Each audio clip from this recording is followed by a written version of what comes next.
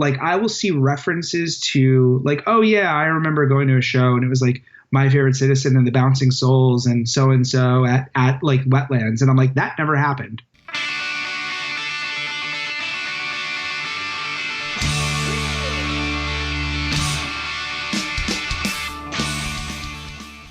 Welcome, everyone, to This Was the Scene, the podcast that takes a look back at the late 90s, early 2000 punk scene. I am your host, Mike Doyle. Scott Shields played in a few New Jersey bands. The two you'll probably remember are My Favorite Citizen and Situation at 1200. There's not a lot of info out there about these bands, so thank goodness for this interview. Scott's name has come up a few times in previous interviews, so I thought it would be cool to have him on the show. So I did, and this is what we talked about. Knowing Chris Gethard, My Favorite Citizen, Alan Rappaport's blurbs on releases that Flipside sold, Jimmy Eat World Keeping It Real, the Biker Bar in Parsippany, the Jon Hiltz story, Chris Vaglio of Gray Sky Films, little plug there for you, Chris, Gabe Saporta being Scott's landlord, and a ton more. I'm going to keep this quick, so a couple things. Go check out houseofmerch.com, which is run by Sean from Lanemeyer. You can find a ton of shirts and apparel of bands that you love. The prices are super low compared to other websites, and you can take an extra 10% off by using the promo code SCENE, S-C-E-N-E. Again, go to houseofmerch.com, 10% off with the promo code SCENE, and it's free shipping, so you should go do that. Thank you to all the Patreon supporters who keep this thing going. I do apologize because Patreon just let me know that they're going to be including sales tax on all the Patreon monthly subscriptions, which means you'll be getting charged an extra few cents a month. Again, I guess the government decided that they needed to do this, and Patreon let me know, so I figured I would let you know. And again, it's nothing I control, but it is a few cents, so hopefully that's not going to break the bank. Also, thank you for the people who have randomly donated one time or have bought merch. All that stuff helps keep this thing alive because of the bills that it takes and the time that it takes to do this. So thank you again. You are all fantastic people, and I love it. Now, also, one more thing. If you haven't spread the word about the podcast, I really want to do so. What you can do is right in the beginning of this episode, you can just quickly grab your phone and grab the link and text it to a friend and say, hey, you check this out. And that's it. That's if you don't want to donate or pay anything or buy merch, that is a free way to keep this thing going, and it really helps. Or you can go give it a few stars on whatever device you're listening on or app you're listening on. That also helps this thing get spread because apparently when people are listening to punk on Spotify, this podcast is being suggested like, hey, you might like this. And that's how a few people have told me they found it. So that really helps a lot. And that's it. Feel free to subscribe, leave a review, and share this with anyone who would love some punk rock nostalgia. With that said, let's get started. I was listening to a podcast the other day, and I knew the person talking, and they were about to tell a story from a time period like 20 years ago. And I was like, oh man, this sounds like I was there. For a second, I was like, is he going to mention my name? And I got kind of like weirded out. And then I realized that I've probably been doing this to so many people for 2 years where I'm just talking to, like right now we're casually talking and it's just us, but you don't realize that there's an audience listening after the fact. And if you're just driving your car or walking and all of a sudden your name pops up on a podcast, you're like, what the fuck? Oh, it's very strange, for sure. And then they're just like talking about you and you can't chime in to stop them. Right. And you almost get nervous for a second. You're like, what are they going to say? Like I had that moment happen the other day. That's really funny. Yeah, and I feel like that's like a universal thing. If you listen to anything that has to do with, anything you've been involved with, but like especially the scene where, it's such a small world. Yeah, and it's such a small. Even some of the bigger names that like that's an awful way to put that, but like names that more people know, like if I say Fletcher from Pennywise or Fat Mike, like those are names that I'm sure are getting thrown around in every podcast. But if I'm like Mike Pelak or Right. Matt Molnar or who else could I say? Chris Barker. Now, Chris. So it's like these people that I know listen all the time. They're just like, oh, that's weird. So I'm just trying to make them feel awkward. Like Rob Heiner. Yeah, we could just start naming. We're just gonna name names for like an hour. It's like, here are all the people that might find it weird that we're saying your name right now. I love this. I think this is a whole new sub podcast for you. Yeah. I'll co-host. It'll just be like 20 minutes long. We'll keep it tight, but we'll just go back and forth and we'll rattle off Yeah, it's names. like, I bet you didn't think they'd say your name podcast from the Jersey scene. It's got to be specifically just Jersey scene. So how'd you find it? Did you just find this from Matt's interview or have you heard this before? Tell me how much you know about this podcast. Yeah. I feel like I'm on a job interview now. So what do you think of our So what do you think of organization? this podcast? It's great. No, I have I'm listened totally to it. fucking kidding, by the way. Oh, I know, but I do think it's great. I have listened to a bunch of them. I think I don't know if the first one. I mean, there's a couple of Facebook groups like the pop punk group. Yeah. That I'm in. I think that may have been. So I probably saw this right when you started doing it. And I don't remember the first time I listened. I like maybe like Gethard. What a Uh, great fucking story that was. well, yeah, Chris and I. This is kind of odd. Chris and I didn't know each other through like going to shows, which is very strange because we lived very close to each other and listened to a lot of the same stuff and had a ton of mutual friends. Oh.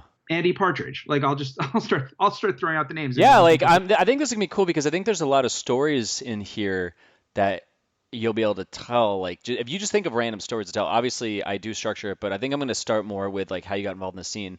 But like right now, yeah, start with Andy. Oh, sure. Well, I'll actually back up from Andy and go back to Chris. When I talk, I'm a tangent monster, so I apologize in advance. That's perfect for a podcast. It's there's nothing worse than you ask the questions and they go yes, and you're like, fuck, I thought that was gonna fill like 5 minutes. Yep. Um, yeah. So Chris and I were American Studies majors together at Rutgers, and we had a ton of the same classes. And he was, unsurprisingly, he was the director of one of the improv groups at Rutgers when we were there. And his predecessor as director was my college girlfriend's roommate. So like Chris and I would like watch X-Files on Sundays and and we'd get together for like study groups. And kind of found out, that we should have known each other a lot earlier. Wait, how'd you Um, find that out? What was the conversation? Do you remember what it was? yeah, I think maybe I probably showed up in, to class in a J Church t-shirt. Oh, there you go. Yeah, that would probably do it. And I wore my J Church t-shirt into the ground. I'm sure that was it. So that's like Uh, he's like that's definitely not a new shirt. You got some skin in the game here with your you've time in been the wearing, scene. yeah, you've been wearing this for years. What's wrong with you? Um, yeah, and so and from there, we kind of found out that we were both, Andy was a mutual friend, and I feel like maybe how many times has Andy's name come up on this podcast? His name has come up multiple times, and I've also realized that there could be an interview I've done that is probably launched 3 weeks ago, and I'll fuck up information that they said from just forgetting 3 weeks ago. So I know Andy's name has come up a bunch of times, but like I always forget what he did. Um, Not like what he I did, but like what his yeah. involvement was, or just friends, or was he in a band. Like again, this could have been last week's fucking episode, and I'm just like No, no, no. I skipping a beat. Yeah, no. I mean, you're dealing with a lot of information about like some of the same people, so I get that. I don't know how Andy got involved in the scene. He was just somebody who was at every show and was just super fun and boisterous and very easy to talk to. So, you'd go to a show and, there's Andy, and then you go to another show and there's Andy, and then you go to a third show and there's Andy. And, by the fourth show, he's like your best friend. I wonder. I don't know if I actually met him. I'm sure you did. I Well, would I almost, sent a friend request and he hasn't accepted. So, ooh, call Mr. down. Partridge, if you're listening, I hope that you decide to do that. Well, I'm definitely going to message him when this comes up. he went to Passaic Valley High School, PV, with Damon and Sergio from My Favorite Citizen. Yes. But I knew him before that. And I mean, a lot of people went to PV, because it was, sort of a regional school, and there was a lot of kids, going to shows from that area, like Little Falls, West Patterson. Yeah. I'm not calling it Woodland Park. There was just a lot of people there, so he was just like a scenester. I hate to use that word because it sounds kind of, I don't know. No, just like everyone's involvement in the scene where you showed up to a show, which would have been wherever, Firehouse, Legion Hall, club, Yeah. and you show up to watch the music, you show up to play the music, you show up to sell a zine, you show up to promote a show, you showed up Yeah. to do the sound. Everyone had a part, and so even the people that were there to listen, like that was their contribution. And then some of them went on to do their own bands and shit after that. So Oh, for sure. Yeah, absolutely. And I feel like somebody like Andy was like great because he just pulled everybody together. And I mean, like, what is this if it's not a community? well, do you know? Did you ever meet? I'm kind of jumping around here, but did you ever meet Big Dave? He used to hang out with the Your Mama Loveless guys. He works at the Mill House, Mill. God damn it! It's a Mill House basement. Mill. Shit, I guess not. Your silence tells me that No, you no, no. don't No, know. actually, it's funny because one of the experiences I have listening to this podcast is always like, oh, how do I know that person? And I'll hear somebody mention and be like, oh, I think I know who they're talking about. But I am still to this day terrible with names. He hung out with the Boxcar Crew, and so they were down in South Jersey, like Trenton area or Bordentown area, and but there'd be yeah, like I said, like Mike Pelak. I'd be like, we just call him Pelak, or God, now I'm like, I can't remember any fucking names, but yeah. No, I totally understand. I mean, like John Cheese. Like I wasn't completely convinced that John Cheese's last name wasn't Cheese until like years later. Do you guys both sell in God damn it, what's the town you're in? Are you referring to Maplewood? Maplewood, yeah. Are you both realtors there? So I was until so we crossed paths in that way, which was very odd. Enemies. But we again, just super small world. I actually started working for a nonprofit in the housing and development sector back in the fall. Okay. So I got out of like real estate sales to do something that was like a little bit more suited for me. He's been at it for years. Yeah, someone just emailed me and he goes like, "Hey, I heard on John Cheese's interview that he sells real estate. I'm looking to move to Maplewood. Can you make a connection?" It's like, That's wow, great. this is cool. I've like made a referral through the podcast. And that's so funny because that's exactly how real estate works. Yeah, that works for anything. Like even for me, like just people will be like just referrals and stuff. So real quick, I know I'm kind of like just cutting you off, but I just all these questions keep popping up now because yeah, your name. I think your name has come up a few times. I thought Brian Malloy mentioned your name. I could be Oh, totally that off would there. yeah. No, that would make sense. Yeah, like I feel like it was Malloy, John Cheese, Matt from Uprise, and but then there's so there's like that, and then you have like more info about this Jon Hiltz story that I want to ask about later on. It was the Yeah. fight that was talked about in Matt Milner's interview a couple episodes ago. And My Favorite Citizen, that was the band with Chris who left True Zero, right? Yes. Okay, so I'm definitely interested in talking about that because we were big True Zero fans, and I had Alan on. Yeah, for sure. I mean, so My Favorite Citizens rhythm section was, Chris Gash, and at the beginning it was Sergio Spina, Yeah. who was the last drummer of True Zero, and at the end for My Favorite Citizen it was Matt Horitz, who is the first drummer of True Zero. So we had three True Zero members in My Favorite Citizen, and True Zero, only ever had four members. So yeah, no, some definite connections there. Yeah, and Alan's episode, I definitely listened to. I loved his episode. I loved talking Yeah, to him about that. He's so just like I was like, dude, people really liked your band. He's like, oh, that's cool, I guess. I don't know. He's like still just Alan. I was just gonna say, yeah, that's just Alan. Yeah. Alan's great. Yeah, True Zero was so good and like punched so far above their weight. Their songwriting was great. I mean, Alan, will talk about like, that will say that they were sort of like didn't know what they were doing or whatever, but like their songs were so good and their lyrics were so relatable. Like they were such a good band. Like I don't know, like we're not like I don't know, like I don't consider myself like a musician really. I was in a bunch of bands. I wrote a bunch of songs, but I was never, I don't know, like I wasn't trained or anything, and I don't I think really, a lot of people that played in those bands, like I don't know dick exactly about reading. I mean, I can kind of read music, but I learned off tablature and I just played right. fast bass. Like I wouldn't say about any like Nina from Avery the other day. They're doing a recording. Someone in the group is putting together something where they're recording band songs or something, and she was doing like the bass line from a Lane Meyer song, and she was like, "Yeah, I'm gonna learn a bass line." I was like, "These aren't difficult things." Like there wasn't a lot of like music theory involved when I was writing this. I was like, "Oh, I learned a scale. I'm gonna do this in every fucking song." And to Yeah, this day, I still basically do those scales. That's like it.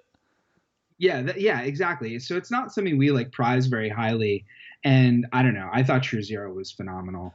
Definitely a favorite. Well, my favorite Citizen, when I saw you guys play a show one time, and I forget what it was. I think it was at a Legion Hall, maybe in Butler. I don't know where it was, but because I never we played a show with True Zero. It was the first real like punk show we played. I talked about a bunch of times. That was in Butler. It was like Siren Six, Against All Authority, Plan A Project, True Zero. My band was Congress of Cow, and I think Right Turnetti, who was Spaz at the time, played this show. And that was right before they broke up. And then Chris went on to join or help form My Favorite Citizen. What I don't know which happened there. So the way that all happened, and I mean, it's funny. I love how I was like, I'm not going to tell any controversial stories, but here's one. Here we go. Yeah. So there had always been this like weird talk of Matt and Chris and Damon doing a band. And, I was a little bit younger than all of them, Damon by a year, everybody else by a few years. And so, I just kind of like looked up to like True Zero and like the Lavalinas. Like, I just thought they were amazing bands. And, and I'd always kind of heard from like Andy and from some other people that like, oh yeah, Damon and Matt and Chris are talking about starting a band. And then, Matt left True Zero to focus on rocket science. And I was sort of like, like, oh, that would be really cool. Like, because I kind of came to things from like indie rock rather than coming from, I feel like kids come into like to punk, either you come directly through punk and then you're sort of like all about like the sort of 77 stuff, or you come through like hardcore, or like there's like a few of us who kind of came in through like indie rock. And that's like, that was my focus. Like I had an older cousin who, listened to like indie bands, made me tapes. I would listen to that stuff. And then, I sort of learned that they were all just punk bands. You know what I mean? At the end of the day. So they were talking about starting this like more indie rock focused band. I was just really excited about that. And then one day at after a show in Kinnelon, it was True Zero and Jill. It came up to me, Damon and Chris, I think came up to me and they were like, hey, we're thinking about starting a band. And I was like, oh yeah, cool. I've heard, and I'd heard that for like a year and a half or something. And they were like, we'd like you to be in it. And I was like, what? Like I was just like floored. I was dumbfounded. It was like the hottest girl, asking you on a date. And I was like, yeah, I'm in. And at that point I was in a band called Ellison. We definitely played with Congress of Cow. We bounced through a few names. We were on one comp called, the name is kind of wordy, Don't Attempt to Make an Effort. I'm trying to remember who else was on it. Bigwig was on it. Oh, there's a band. Moral Crux was on it, which was like, I couldn't believe that I was on a comp with Moral Crux. There's a lot of bands on there. I have no idea. I've never heard of that band. I definitely have to. I'll send you a link to that just so you have context. Yeah. But It's on Discogs, I know that. But so yeah, Ellison had one song on that. We played a lot of shows, but we were sort of like falling apart a little bit at the time. When those guys asked me to be in a band, I was like, yeah, absolutely. That's just the coolest thing I can imagine. There was no mandate that you break up your other bands or anything. It wasn't, it wasn't like a rule or anything. We just started playing. And then I remember Chris, kind of talking about it. And I was like, so, how did Alan take it? And there was just kind of like silence. And he just was left in the dark. And I was like, I really like Alan. That's kind of not cool. Yeah, I'm surprised I'm telling the story. But Alan knows the story though. Oh, yeah, Alan totally knows the story. And the outcome of that was that I like lived at Flipside, Yeah. Like still to this day, I would say a quarter of my 7 inches have those stickers in Alan's handwriting on them. Oh, wow. With his, you know what I'm talking about. Like Alan, he would have his little notes too on the labels, yes, what they sounded like, and that's what made be like, if you like this, it has like a mixture of this. That's exactly right. And like it was amazing that he took the time to do that, because I can't even think of how many kids got into bands because of Alan's little blurbs on 7-inch labels. Oh, totally. Like just so cool. So, I had, again, like I said, I think still probably a quarter of my 7 inches have like Alan stickers on them. And I went into Flipside one day knowing that this was going to come up. And so I was, kind of like shopping around, and, like you probably remember having conversations like across the store, because, maybe there'd be one other person in there. But then I kind of went up to the counter and I was like, so, about this thing we're doing. And he was like, yeah, you're the only person who's talked to me about this so far. What do you mean about the band? Yeah, I was the only person who'd really even brought up the topic of My Favorite Citizen, which I don't even think we were named My Favorite Citizen at that time. Okay, hold on. So let's rewind here. So again, this is breaking from like the typical structure, but I just like that we're diving right into the scene, which I think was where this usually lives. So True Zero, and I know Alan must have told this, but he was like episode 11 or 9 or I forget how far back he was. And so basically True Zero is a band for not that long. They did a mini tour, or he toured. When they broke up, he went on tour with Jill and Zoinks, I believe, as their like roadie. And he took a lot of pictures of that, and that's where he started he did his like one issue zine. Excuse me. And so True Zero's playing, and then so Chris and Sergio just left, or they didn't leave, they just started putting this other band together, and then all of a sudden someone just let Alan know, like, oh yeah, we're not True Zero anymore. Yeah, and I don't know that anybody ever really like had a formal conversation with him. I'll have to listen to his episode again to see. He does it. He's super polite about it. I know like they all have like I believe they all have like good relationships now, and it's water under the bridge. 20 years ago. It's not like they had like a multi-million-dollar contract with a record label, Yeah, exactly. You're like little local bands. You're constantly breaking up and reforming and becoming new bands. Like it doesn't matter, But at the time, it's like that's your world, Absolutely. And I remember talking to him at the store, and he was like, "I really appreciate you telling me about this, and like because nobody's been talking to me." And I felt really bad about that. But the thing is, like, you're kids and you don't really know how to navigate all that stuff. So, you don't handle things, maybe the way that you should.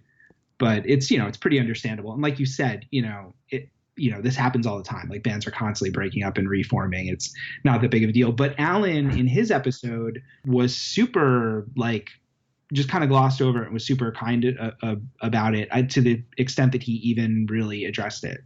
And I was very curious. I was like, oh, is this something that's going to get talked about? But here you go. Yeah. I'm like, is this something that's going to be talked about? I'll do it.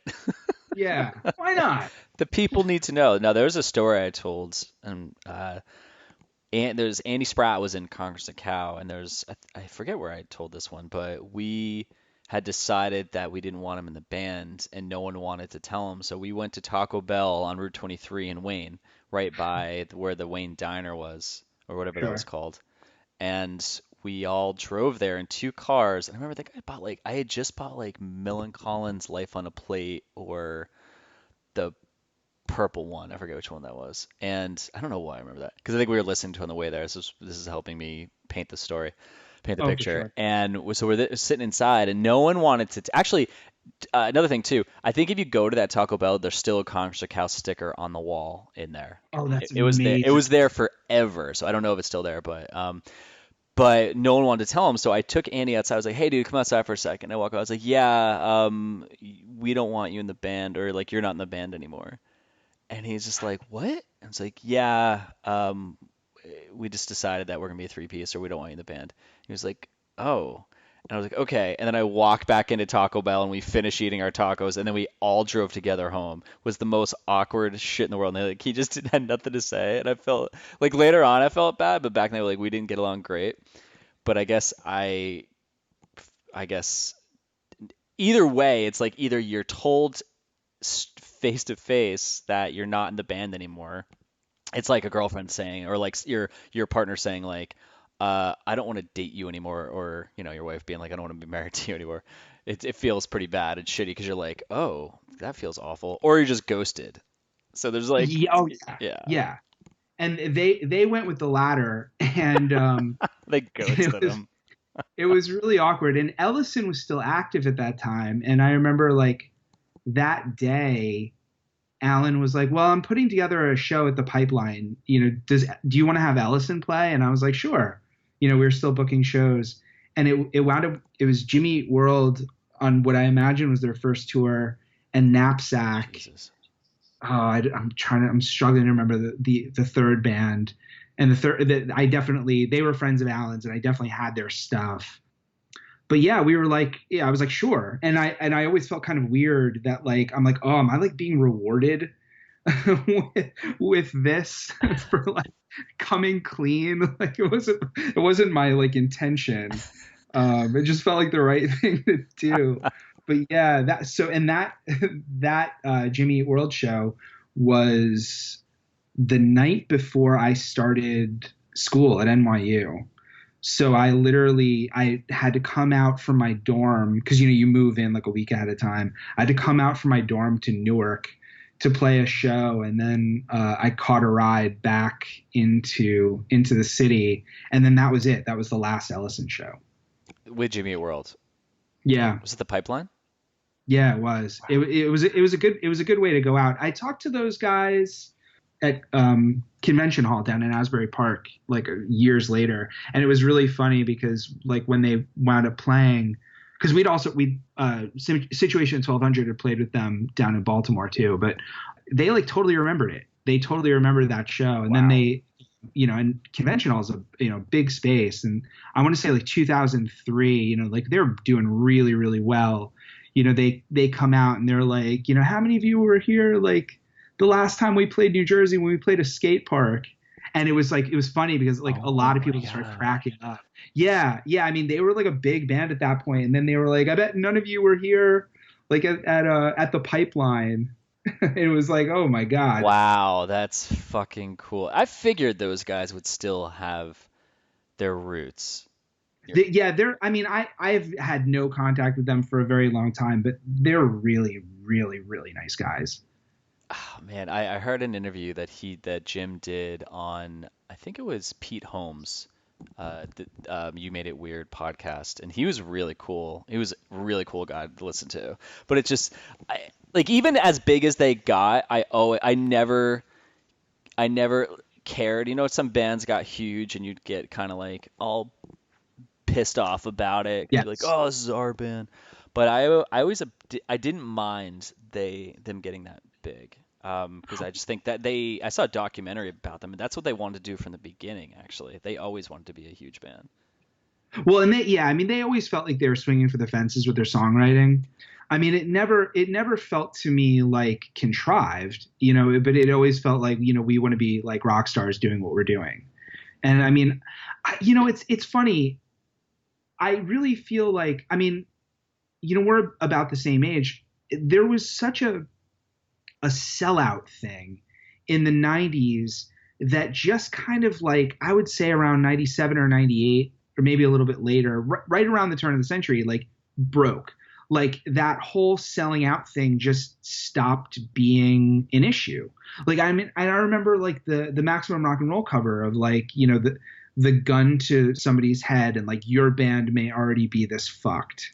And it's like, it was such a serious Wait, thing. what was the reference about? Like, meaning like you? Oh, it was about like the sign, like the post Green Day signings, or like the Green Day era signings, like Sam I Am and Jawbreaker and all those bands signing. And it was just like such an affront to the scene. Oh, that's funny. But I feel like that really dissipated. And like, I feel like Jimmy Eat World was the first band that didn't take a ton of shit for signing to a major. I think we all just like always loved them and didn't matter what they did. Like, Yeah. I was just rooting for them. I think I was rooting for them because the way that I saw it was Static Prevails came out and we must have worn out that fucking CD because we played it over and over and over again. And then the 5-song EP came out where they had Lucky Denverman on it before they put Clarity out, and there's like 2 songs on there that didn't get released on Clarity. And then Clarity came out, and they heard like a rumor that they put their money together. They put that out themselves, like they spent their own money. I think it was either that one or Bleed American, but I thought they had paid for Clarity, but they just like weren't catching a break.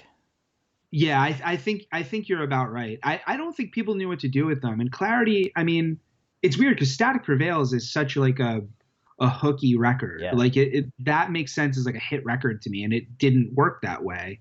And then Clarity is sort of like, they obviously weren't trying to write hits, but that record was just so different from what people had heard in halls and like, also in, big venues. It was just very, very different at that moment. And I feel like, it really kind of opened people's ears in a really positive way for them. I think we're just rooting for them though. Like, Yeah. I just wanted them, because to me, when I heard that, I thought they were just gods.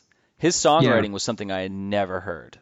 I just was like, how is this guy able to write these goddamn songs? And then once Bleed American came out and they were on, I was actually surprised because I think The Middle is like an okay song. It's not.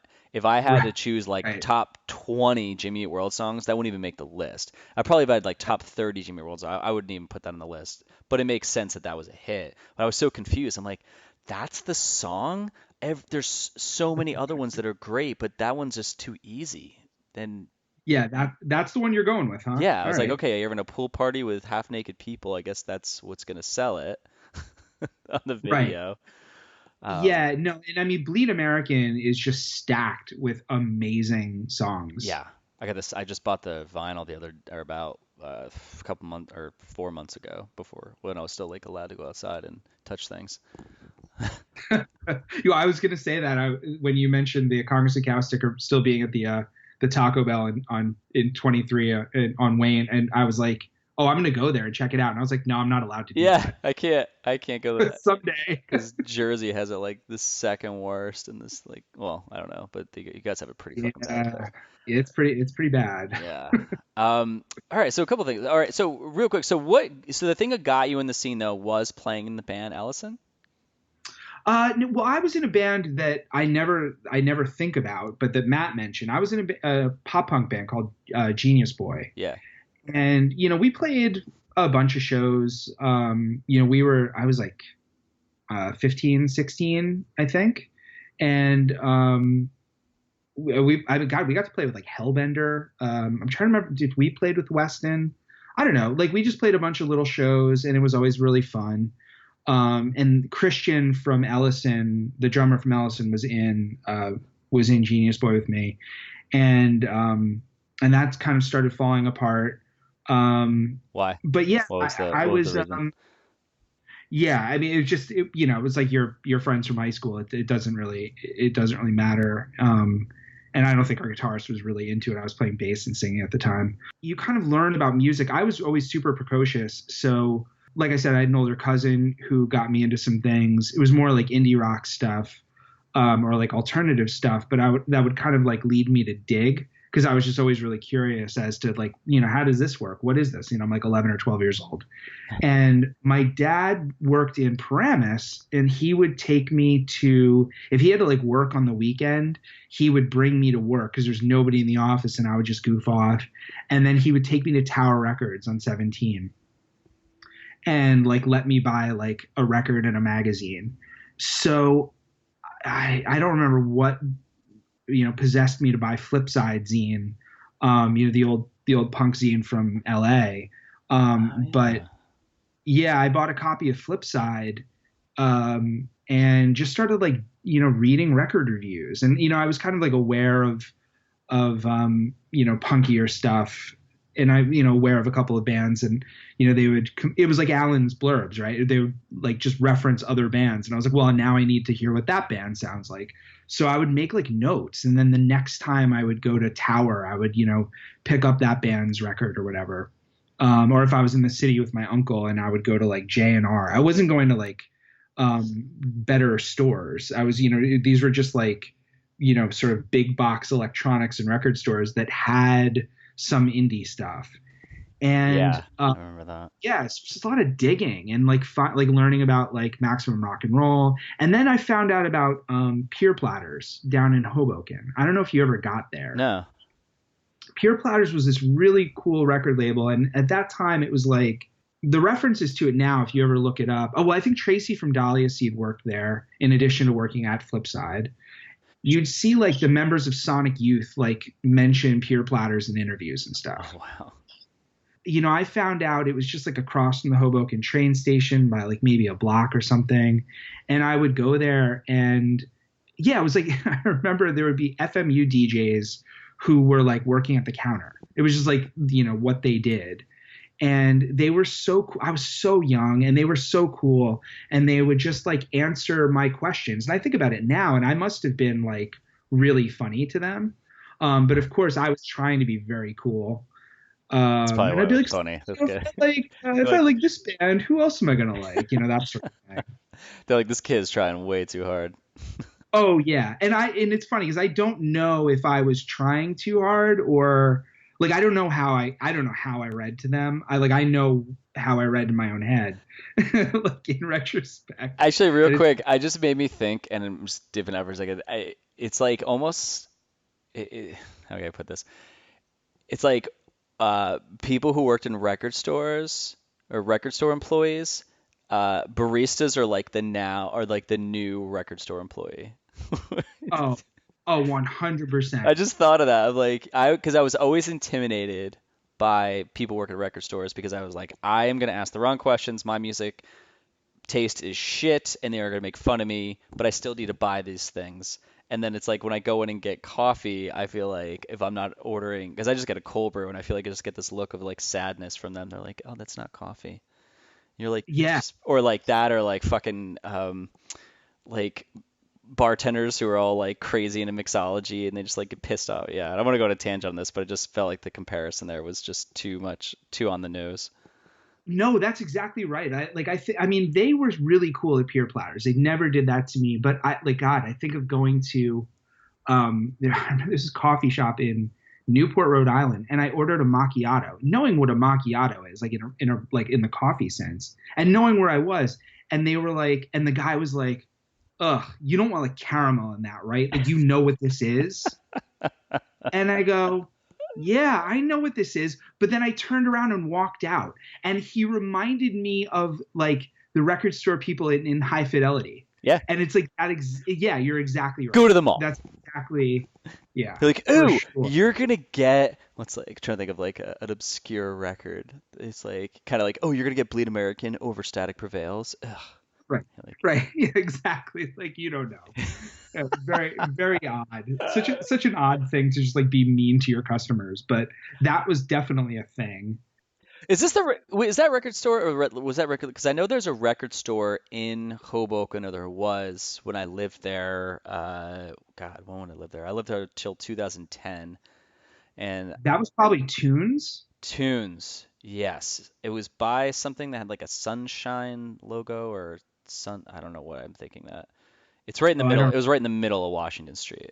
Yep. Okay. Yeah. No, Pure Platters was down by the train station, but like a block in, like you kind of had to know it was there. Oh. And I think they moved at one point, but they moved like around the block. But that was such a great store. I remember, and I was going there when I was really young. I remember seeing Nirvana's Blue EP there, which was I think a 12-inch or a 10-inch vinyl EP. And I remember thinking like, oh yeah, I'm kind of aware of that band. Maybe I should buy that. But like I had like my dad, who's just super cool and generous with that stuff, would, it was like I had a 1 record rule, like you could buy a record, then we head out. And I remember picking something else that day. Oh, and now like kicking myself because I'm like, I can't even imagine what that went for. Jesus. Like secondhand later on eBay or whatever. I've never even heard of that record. I think a lot of that stuff wound up on that one, like sort of between albums rarity record they did after Nevermind. Anyway, I mean, like, I remember seeing it there and being like, oh, interesting. Maybe I should pick that up, and then not doing it. I think I was just asking because I was like, I just quickly went on eBay to see. But I mean, honestly, it doesn't really look like you would have made that much money because a lot of these, it's like $80, $20, $40. So. Well, it's funny. I think nowadays, like there was a moment where like people were spending a ton of money on records, and I don't know. I feel like that kind of died out a little bit, and I don't know. I mean, it's obviously, I think it's a function of like digital, right? I think it's, if it's not on Spotify, it doesn't exist, or like Bandcamp or whatever. So like there's like a little bit less of like a collector nerd thing nowadays. But yeah, just going to record stores and stuff, and and then you start seeing flyers when you're at record stores, and you're like, oh, this is a real thing that's actually happening around me. It's not just happening in LA and San Francisco. So yeah, just going to shows. I don't really remember what my first like punk rock show was. Yeah, to say like your first local show, but it sounds like you were playing it. Did you mention that earlier? At the Ellison shows, that was your first. Yeah, local I mean, I think the Genius Boy Hall shows were probably the first show I ever played was at an all ages. There was a biker bar called the Rusty Nail that's where I met Molnar randomly. There's a biker bar in Parsippany. It's now, I think, a Bank of America, and it was on Sunday nights they would have all ages shows.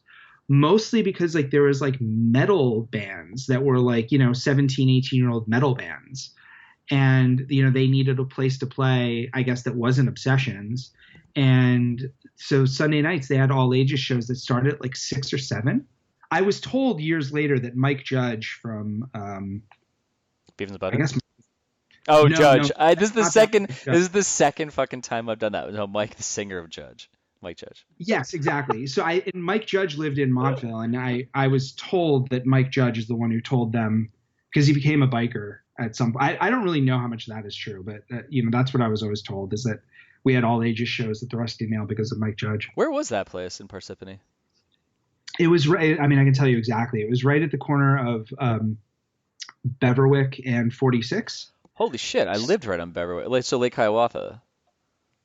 It was, I don't know if it was technically in Lake Hiawatha or Parsippany. I would have thought of it as Lake Hiawatha for sure. Because Beverwick was basically Lake Hiawatha. Yeah, that yellow Wiker.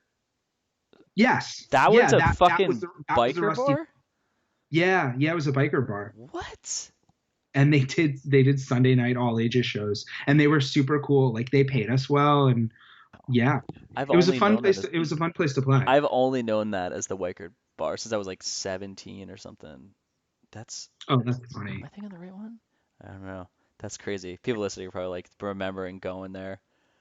Well, I mean, I know we played there with. There was a band, I don't remember the name, but it was a guy I went to school with, and Chris, who from Humble Beginnings, like pre Humble Beginnings, that they were in a band together. That's how I met him at the Rusty Nail. I met Molnar at the Rusty Nail. Yeah, so we would just play shows there, and it was a fun little place. And then, you sort of learn from bands you're playing with, like where else there's shows. So I'd start going to shows at like Wharton American Legion, had a lot of really good shows. Yeah. And so I just kind of like fell into it from there. The first show I ever went to, my parents, again, like shout out to mom and dad. They're big fans of this podcast, by the way. Yeah, they listen to every episode. They're actually the ones who told me that I needed to go on.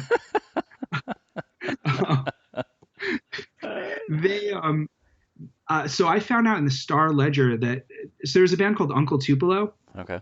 And that was Jeff Tweedy's band before Wilco, but they were from my mom's hometown. So I knew about them in Illinois, and I knew about them from like my cousins. So one day, just like reading through the Star Ledger, I saw a show listing, and I was like, I want to go to this. And I'm probably 12 years old, and I'm like, I want to go to this. And my dad was like, I don't know anything about this place, Maxwell's. And I was like, I don't know. Like, I think it's fine. So my parents took me, and I was never they were going to go out for dinner and like leave me and then pick me up. And my dad like took me to the door guy and paid for me and then said, do you mind if I like go in and look around first? And I remember being incredibly embarrassed by this, but now I'm like baby boy, you were 12 years old and like you got to go to a show alone. Yeah. Like, yeah, like of course your dad wanted to walk in, take a lap, make sure it wasn't a weird scene. And yeah, he did. He was like right back out in a minute. The door guy didn't question him at all. And then I saw Uncle Tupelo play at Maxwell's while my parents went out for Italian and then picked me up after the show. So yeah, like not like your first show at all. Like everybody else's first show is like, oh yeah, my friend's band was playing and I went to a hall and I thought it was weird, but it was amazing and I loved it and I kept going back. And like my first show is like, yeah, I went to Maxwell's at 11 o'clock at night and at 12 and my parents went out for dinner. Jesus. Man, I think even when I went to a show when I was 18 or 19, I never went to those shows by myself. I was like, I'm too fucking nervous to do that shit. I mean, we would drive in as a bunch of us. We'd go into the city, we'd go into Hoboken, take the path in and go to like the wetlands or something. And I would just be like, everyone stay close to me because I don't know shit about the city and I'm gonna die. Yeah, I mean, I remember going to like my first like matinee at CB's. I took the train. I was probably 15 or 16, and I took the train from the Towako train station, and like had to transfer in Hoboken, and then like I had like printed MapQuest directions. Yep. On how to walk to CB's like through the village. And doing that alone, I don't know why I did so much of that stuff alone as a kid. I think I was an only child, so I was used to doing things alone. But definitely, like as years went on, I would never go to a show alone. I always had there was a couple friends that I had or people that I knew. They loved to just go in the city on their own, just walk around or whatever. And I didn't really do that. I lived in Hoboken, so it was easy for me to walk down to the path and take that in. But if I had to drive from Jefferson or Morristown to Hoboken to go in the city, I'm just like, that's too much traffic. That seems just super annoying, and I don't want to do that. But I could see the drive. It was so much to do, but just to go in there on your own and go to shows, that must have been awesome. Yeah, it was fun. It was definitely intimidating. I mean, I remember being super intimidated the first time going to CB's for sure. And those were also like those were hardcore shows. Yeah. But like if a band like Garden Variety was playing that I liked, I would sort of weather, like, God, I probably saw some really great hardcore bands and I just don't appreciate it as much as I should. I never actually went to CB's. Oh, wow. Yeah, I was never there. I never actually cared, honestly. I mean, I just heard it was obviously historical, but I heard it was just such a shit club. It was a dump. It was a total dump, and I had enough of that when I played at Coney Island High or went there. Oh, and it was order of magnitude worse than Coney Island High. Jesus. Like Coney Island High was like ritzy, Yeah, CB's Wow. was really bad. I didn't get this is funny to say. I didn't get CB's until I saw a Promise Ring show there. And I want to say that was like probably 96 or 97. I'd actually gone to see them there on a Wednesday night when they were playing one of those weird dumb showcase shows Oh wow. to interview them for a zine. And I think that was their first tour, and I met them and they were great. But then the next time they came back, they played like a real show. And I want to say that was, if that's the show I'm thinking of, there was one show where it was like Joan of Arc, Van Pelt, Promise Ring, maybe Jejune. I don't remember, but it was like real heavy hitters in that like sort of like Midwest emo thing. And they were really doing well at that point, and everybody was just super into it. And CB's was packed, and like Promise Ring was the type of band where it's just like very bouncy, and everybody is just jumping up and down in unison, and the floor at CB's was just going. And it was really wild because I was like, this is cool as hell, but it feels like we could all wind up in the basement very easily. Probably. So yeah, I don't know. It was a lot of fun, but like, the local shows were really what I have a lot of much better memories of. See, like for me, I never even thought about this till right now. Is that did you ever go to shows? I mean, you played outside of Jersey, right? Oh yeah, yeah. Yeah. How long did you guys tour for outside? Like how many tours did you go on? We never did I never did a straight tour. Like we would do these like mini things where I remember with Situation 1200 going up, we had a show in Buffalo with Braid and Jejune, Wow. and then coming back and like playing like two shows around here, and then going down and playing a few days later in Baltimore. And that was with Jejune and Jimmy Eat World. And so people, and I'll never forget Gabe from Midtown and Humble and everything, just saying something about us touring, and I was like, we're not touring.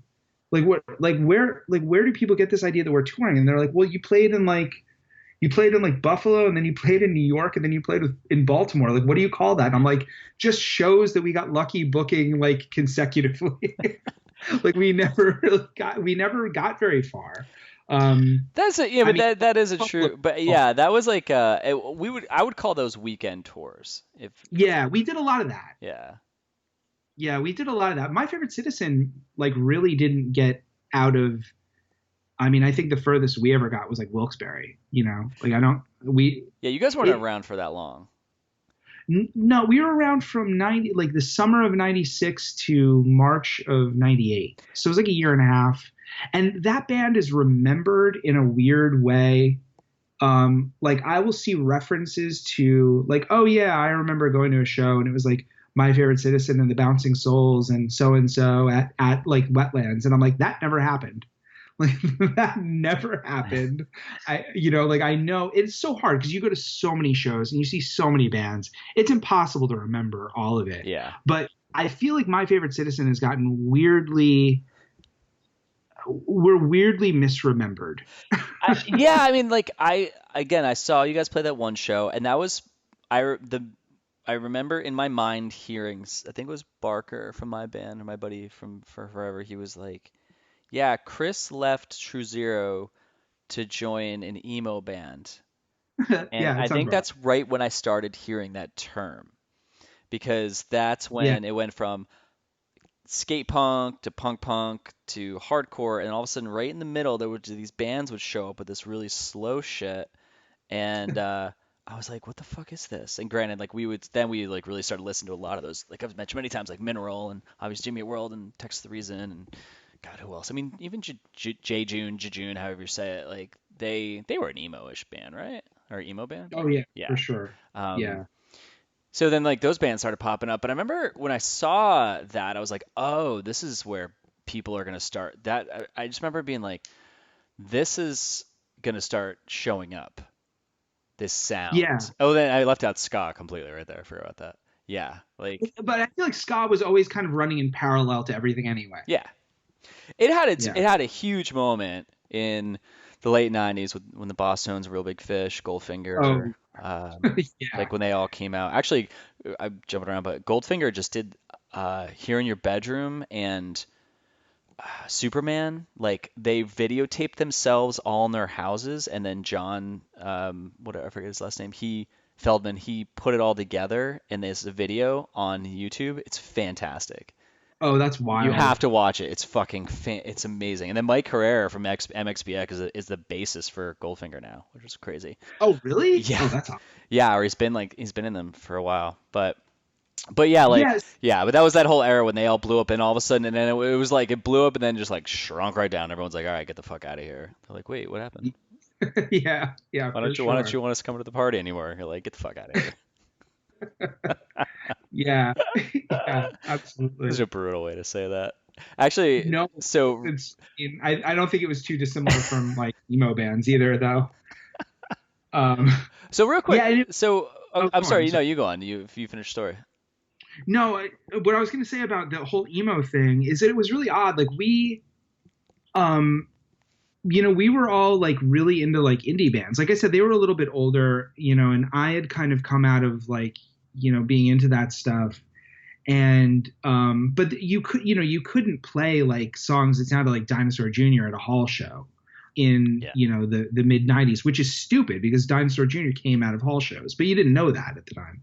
I don't think it was quite the same culturally with like pre-internet, before you could like research all your favorite bands like immediately and like where they came from and what their story was. So when Chris and Damon and Sergio came to me and started talking about doing something, it was very much like, oh, we want to be like an indie rock band in like the vein of like Small 23 and Superchunk. And I was like, oh yeah, absolutely, like cool as hell. That's that's what we started doing. I mean, if I listen to that stuff now, like that's what I hear. Some of the slower stuff, I mean, like when I thought of emo at that time, like I remember like early mid 90s, like emo bands were something that happened in DC. It was just because everything was so political in DC that if you weren't singing about like the state of the world, you were singing about like emo stuff. And like, Yeah, of course, it was either like politics or you got your heart broken. But like yeah, poetically yeah. broken. And it was kind of like derisive at the time because I think like, a lot of the hardcore people were just sort of like, oh, like fuck this emo stuff.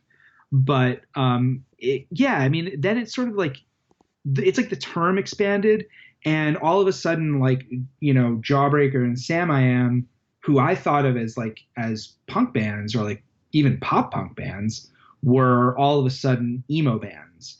And there was like all these Yeah. bands from Chicago that were all of a sudden they're emo bands, and there's these bands from Boston and they're emo bands, and you're like, oh, okay. So we kind of like we never really referred to ourselves as emo. We sort of bristled at the term. And then when John Such from Deep Elm Records was doing that Emo Diaries series, Yeah. and he'd been talking to us for a little bit, and we'd been on his radar, and then he started doing that series, and it was a real struggle whether or not we were going to do that. I was like, we don't really have anything else going on.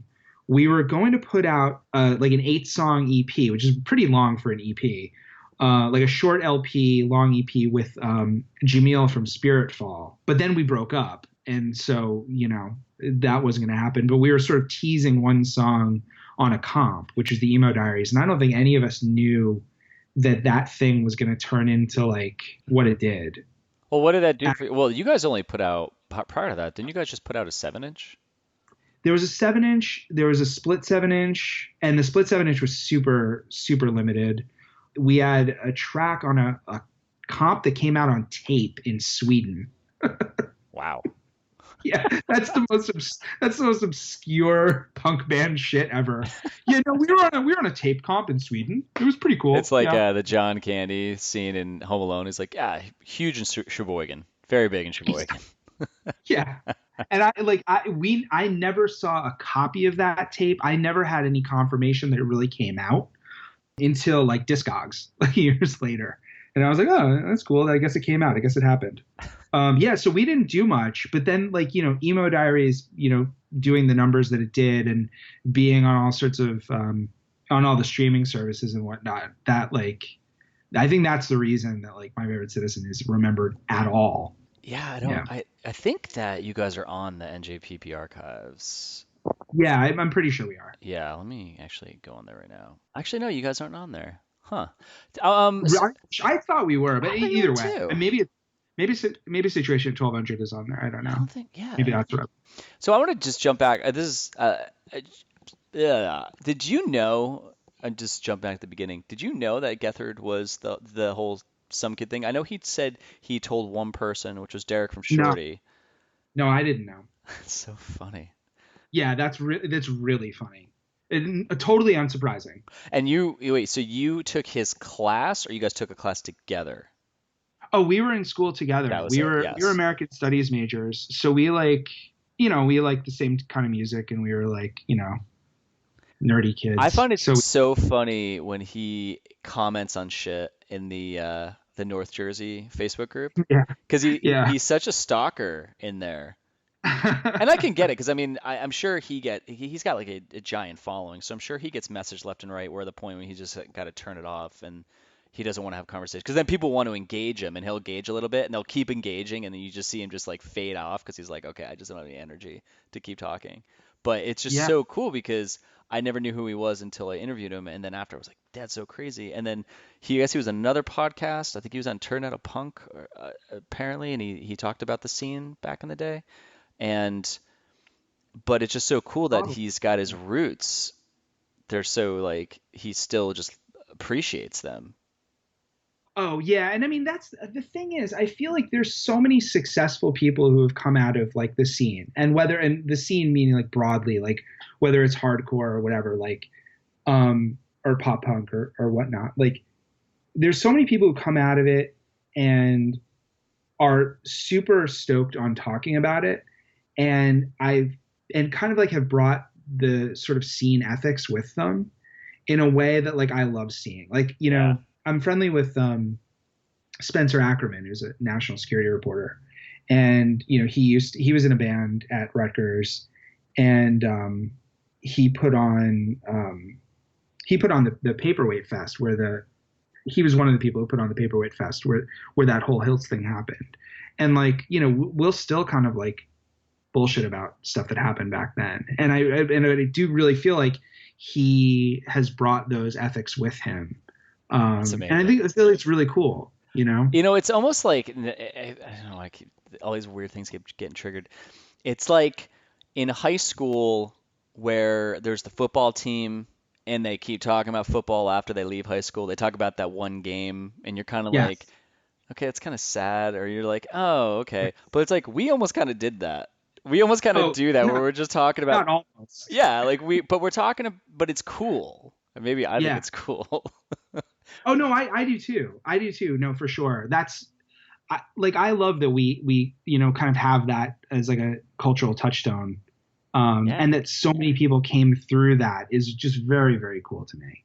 Like even thinking about like you know like My Chemical Romance, like when the guys from Thursday was broken up, and I think those guys were out a little bit of money and whatnot, and then like having them like open Wembley for them 2 nights. And I mean, a lot of that is just Whoa, I didn't because know they did that. that was a while ago, and well, Jesus. obviously it was a while ago.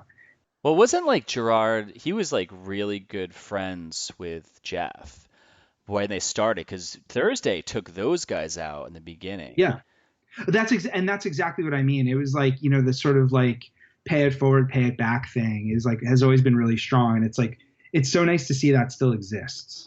Well, I think that's why it's cooler because I think the people who talk about high school football and the game, they didn't, I don't think there's any loyalty to that. I mean, it's such a Right. random reference, but it's like I just remember in high school the people in the football team usually they just sucked from that perspective. And there's definitely some fun, cool ones, but there was, but you're right. Like there was that we all kind of like there was like a thing we all followed from then, and it's like when we all get together or like even now, I think more people when they go to shows, I bet people are running into each other, and you always have that thing to talk about, and it just makes it a happy situation instead of like a negative one.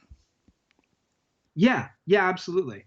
Yeah, it's all like, yeah, it's definitely happy memories, and it's also like it's just really positive, you know. Yeah. Like I love that, and I love that we can still like kind of talk about that stuff in a way that's not stuck in the past. I mean, it's like the thing that we were all look. I get it. The cool thing is that we were all looking for it. That because Yeah, everyone we talked to, we all were looking for something. And the cool thing is that we were right because we talk about it so positively. yeah, yeah, yeah. I mean, there's a lot of people who get into a lot of weird shit, right?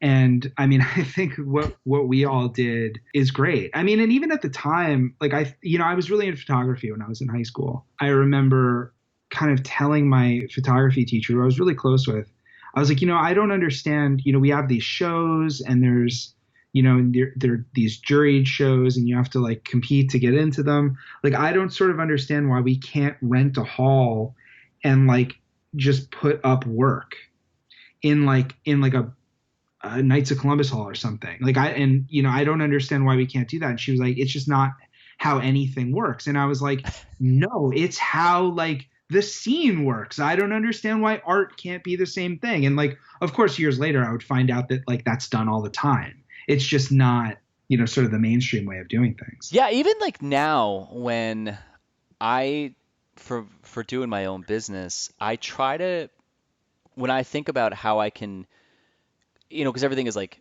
Facebook ads, Instagram, this digital, and nothing. There's no like person to person. Well, now definitely no. There's no like people going into rooms together, but there's no thing you can go kind of be like, how can I do this scrappy and Yeah. make it big? And I started kind of just thinking about that now. Even though I have this like comic that I do, I started being like, how can I make this non-digital? So I started just like going around town and just drawing it on sticky notes and like putting that. It's like my way of doing graffiti, but where I don't get arrested or ticketed. So it's like a sticky notes and I put them around town and they're like funny sayings or things, or I'll take chalk and I'll draw on the ground, or I'll be like, what would someone with a zine do? What would someone who was a band that didn't have a lot of distribution, like how would they do the DIY thing? Right. Yeah. I mean, the whole DIY like ethic, I mean, is definitely something that I think we all carry with us. And I mean, I know a lot of people, from the scene who kind of wound up in advertising and marketing, and that makes total sense to me. I Totally. mean, like you're coming at it with like a whole new perspective and a whole different perspective. And how do you, get that message out to as many people as possible? And, I mean, at one point we're, talking about like our shitty little pop punk bands. But then, when you take that skill set out into the real world, it really helps, I think. Yeah, I mean, it also it keeps it. I think if you what I try to do is match authenticity with whatever I'm promoting or selling or creating. And Right. I struggle with that even now when I'm putting things out. I a part of me, it's almost like if I'm writing a song, I'm going, does that lyric work like metaphorically, like what I'm saying this is that genuine, or as genuine as if I would have written a lyric, or are people going to call bullshit on what I'm doing? Like Yes. it has to feel like there's a real connection, or it's not contrived, because people can easily call that bullshit on you. And you're like, I don't want people to, it's like the bands that showed up that were there as a fashion show, or Right. yeah, they're just like, or like the ones that tapped into the scene thinking like, oh, there's a moneymaker here, which I don't think there was a lot of, but just like, well, I'm sure there was a ton of show promoters across the world or country or whatever back then who there was the ones who genuinely liked it and they took a little bit, but they paid the bands great, and there was ones that paid themselves heavily and gave the band shit, and those people like, that's the being inauth inauthenticity inauthent how do you say Yeah. that? not Yeah. not That. authentic. Yeah. Inauthentic. I Not authentic. was. Yeah. No. I was just thinking that too. Like we placed such a premium on authenticity. Yeah. And like we held ourselves to such a standard. Like you couldn't really phone it in. Yeah. Because we took ourselves. I mean, in a lot of ways, I think speaking for myself, I definitely took myself way too seriously at 16, 17, 18 years old. But I also realized that like, that's why like I can still like every now and then I'll still listen to Ellison stuff. That's cool. Like, that's like my band from high school and I still listen to it. It's like, that's weird.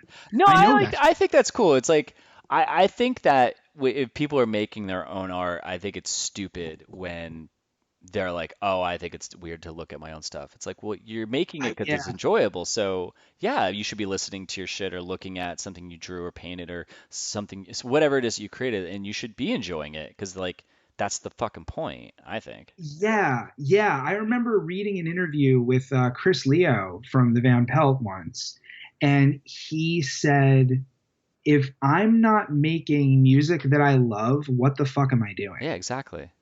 Like, and I was like, oh, that makes me feel so much better about enjoying my own music. Well, isn't that like, was it, who said it? It must have been a Kanye thing. Someone said something, and they're like, well, if I'm not rooting for me, then who the fuck is? Something like that. That's a great quote. And I love that, like, the same thing could come out of both Chris Leo and Kanye West's mouth. Exactly. I don't really know like where their position is there because Kanye West is like jerking off to himself in a mirror, but that's a whole different side. Right. You know, but no, totally valid point. that guy is like the ultimate stop clock. You know. I think he's fucking fantastic. I think the world needs to have people as crazy as that, or just like not even crazy, just like that fucking into themselves. It's like you totally need to do that. I think more people should do that because it's fucking amazing. Well, it's so rock and roll. And I feel like there's a lot of that like within the scene when we were younger that like we really held ourselves back from being full on rock and roll. And I think like we would have had a lot more fun. Like I think we had a lot of fun, but like I think it, you know, if we could have embraced that, and you see that a little bit, like, I mean, a band like Rye Coalition, you know, just kind of coming out and like ultimately like embracing their like Led Zeppelin-ness, I think was just really phenomenal to watch. You know, like you guys are great, like own it. Yeah. I think it's like so not rock and roll that it's rock and roll. Yeah, for sure. So tell me, before we wrap this up, tell me about this Jon Hiltz story. I know, was it you or Matt who sent me the video? Because there's a video on YouTube. Oh, did Matt find the video? Yeah, he sent it to me. Oh man, well you have to send it to me. It definitely wasn't me. Okay. So I have one photo of that. So yeah, the Paperweight Festival was this batshit festival that like when I tell people about it now, they sort of like don't believe it because like, you know, in like, you know, punk and hardcore, there's like things like More Than Music, right? Like out in Ohio, where like everybody just descended on Ohio and played this festival and it was like amazing. But it was like this hall thing, you know, it wasn't like, you know, it's not like Lollapalooza or Warped Tour or something. It's like Michigan Fest kind of, right? Yeah, exactly. And yeah, like to me, those were the two. Paperweight Festival was this wild festival where it was like, I'm going to try to remember everybody who played, like Los Crudos, Converge, Coalesce, Saves the Day, Boy Sets Fire, Endeavor, You and I, God, there's Black Army Jacket. So I Had to Shoot Him in Situation at 1200. We were in the mix too. The So I Had to Shoot Him thing was where that whole fight happened. Just this like wild festival for like 2 days. Piebald. Yeah, it was like 2 days and it was just bonkers. And it was at a place that never did shows. Like I don't think they ever had a show before and I don't think they ever had one after. It was a really big hall and it was right on 23, I want to say in like Cedar Grove. Does that sound right to you? Is Cedar Grove on 23? Wait, this show was in Cedar Grove? Yeah. Holy shit. There's Cedar Grove and Cedar Knolls, and I always confuse the two. I always it's like Morris Knolls and Morris Plains. I know the difference, but yeah, I get what you're saying. I don't know. Yeah, it's whatever Cedar is on 23. And you know, so it was big. It was a big place, and I want to say there was like over 1,000 people, like over like you know each day. Cedar Grove. Cedar Grove. That's because Chris Barker lived there. Okay, sorry. Go on. Oh, okay, that makes sense. Sorry, everyone listening. So no, it's all right. There was just this massive festival, and it was like wild that it was happening, you know, here, and it was Jesse Cannon and Spencer Ackerman. I'm trying to remember who else was involved in putting it together, but they had like a zine called Paperweight, and so they just put on this show, and I guess asked every band they wanted to, and I don't know that anybody said no. And so middle of the first day, and the days were not split up by like genre at all. So it was just like rolling between like punk bands and post-punk bands and emo bands and hardcore bands, and like more metally hardcore and stuff. So I Had to Shoot 'Em was a noise band. I mean, the guys I knew from So I Had were Matt Gibney and Brian Montori. You know, they just sort of like really, they wanted to be like rock and roll in that like very like punk sense. And so they're up on the stage and they're doing their thing. It's all very noisy. I really liked what they did. You could hear the microphones getting pretty banged up. And Jon Hiltz was doing sound for the whole thing. And Hiltz, do you know Hiltz? So that was the thing. When Matt said his name, I was like, okay, I don't know who this is. Should I know? Is he the name of a singer of a band that I should know? So I have no idea. So he played drums in Grey House and Born Against. And he did some amazing shows in his basement in Westfield, in his parents' basement in Westfield. Like bands who shouldn't have been playing basement shows. I think like Sensefield like played like Hiltz's basement. Okay. But it was just somebody, it was like far enough away from New York City that if you were coming in, like you'd play a show there, and you know, he'd always have like a good crowd. So he started doing sound, you know, for shows. And I knew him a little bit from like our recording studio. I would see him around, and it turned out he liked My Favorite Citizen, which was insane to me that like this guy who was in these bands that I loved, you know, would like My Favorite Citizen. You know, we became a little bit friendly. I was always super intimidated by him. He was like just because he could put on good shows, or he just had was that connected, or yeah, and he was also just quiet and like older. So I was like you're real. Like I'm fake, you're real. You know, that sort of like punk imposter syndrome. Yes. Totally get it.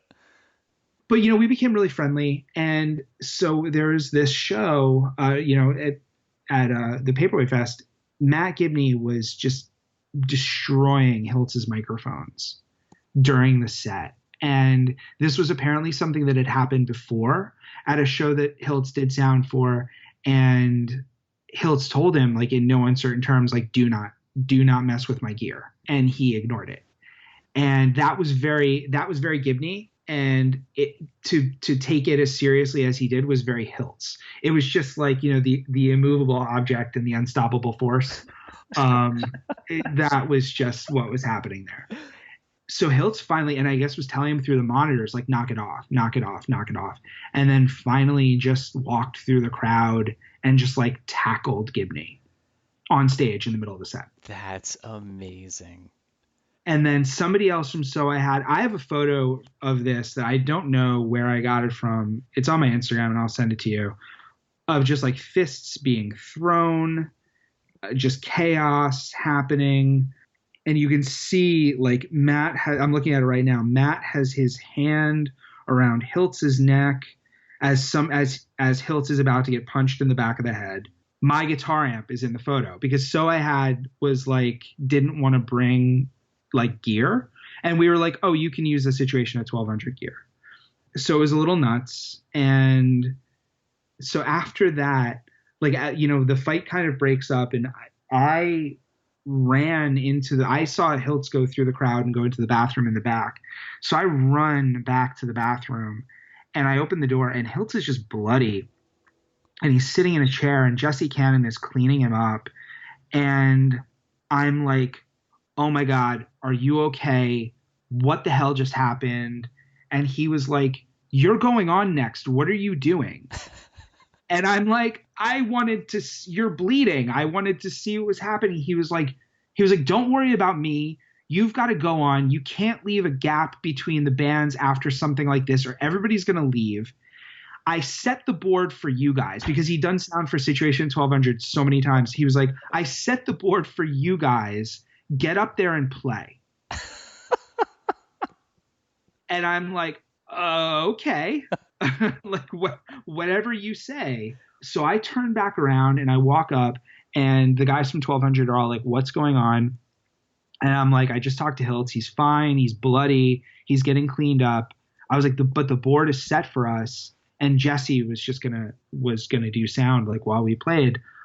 He's like, he told us to go up and play, and they were like, really? And I'm like, yeah, because we kind of thought that everything was going to be shut down at that point, but it wasn't. And we went up and played, and like I remember everybody was just kind of like in shock. It was a very weird situation. A lot of people had gone outside, and I just like had Hiltz in my mind, and we set up really fast. Again, all of our gear was up there, so we just kind of needed to like tweak some things.